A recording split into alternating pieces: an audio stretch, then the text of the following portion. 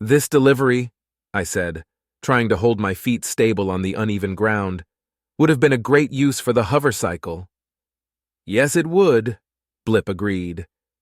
She pushed the hover sled along with me, having just as much trouble with the crisscrossing tree roots that made up what passed for a road here. Her clothes for today were the type that fit closely and displayed muscle, leaving her natural frills as the only things waving in the breeze. Or maybe they were waving with frustration. Normally she and Blop would have done a delivery together, but he'd sprained his shoulder trying one of Weo's impossible puzzle boxes. He knew full well those were meant for people with tentacles instead of arms. Now he was recuperating on the ship, while we pushed a sled full of packages over some very treacherous footing. No, I wasn't bitter about that. Have we tried hooking the bike up to a sled before? I asked, stepping over a python-sized root and walking down one the size of a playground slide.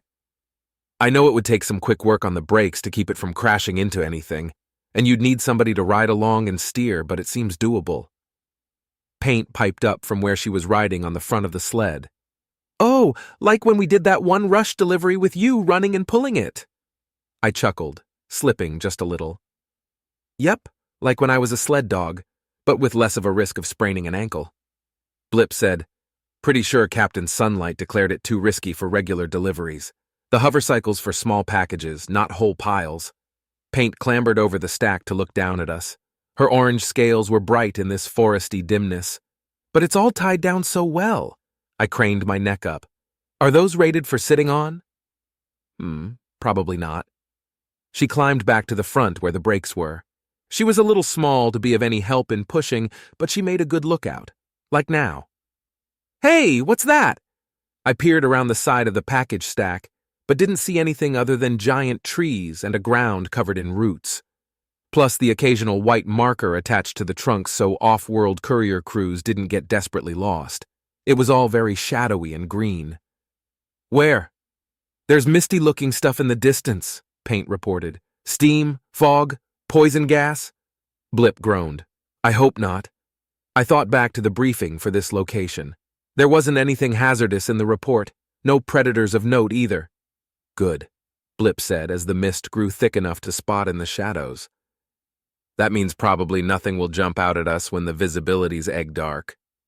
Probably, I agreed. Are we still going to be able to see the pathway? The white marker sticks were kind of far apart. I didn't like our odds if we missed one. So far, Paint said from the front of the sled. We pushed on. The fog thickened faster than I expected, and I found myself struggling to make out the root shapes before I needed to step on or over them. Paint? Are we going the right way? I think so, she said, a faint distressed blur in the darkness. I don't suppose either of you brought a light? No, I sighed. Just my communicator, which isn't going to do us much good. I've got one, Blip said, tugging at a pocket that I hadn't realized was there. It's the kind that doesn't make your eyes adjust, too. With a quiet click, suddenly everything was vivid red. Ow, I said on reflex. Perfect, Paint exclaimed, setting the brakes and climbing over the boxes again. Her scales were as red as the boxes, though Blip looked black like the roots underfoot. While they handed the light off, I checked my own hand out of curiosity. Red, too, though not as bright as Paint. Twist it to adjust the focus, Blip called. We were in shadow again, now that the light was on the other side of the stack. Got it, Paint said. She fiddled with it for a moment, then sent a beam of red lancing into the mist with much less scattering in all directions. That way, a little more to the left. Blip and I resumed pushing. We had to rely on Paint completely, but it worked. She sounded delighted. We'll be there in no time. Onward. It was then that I realized what all this reminded me of, and I nearly fell over laughing. They, of course, demanded to know what was so funny. Another legend from my planet, I said, wiping away tears. Paint. I gotta be Balto last time. You get to be the hero today. And then I sang Rudolph the Red-Nosed Reindeer for my alien co-workers, and they were honored to be part of it.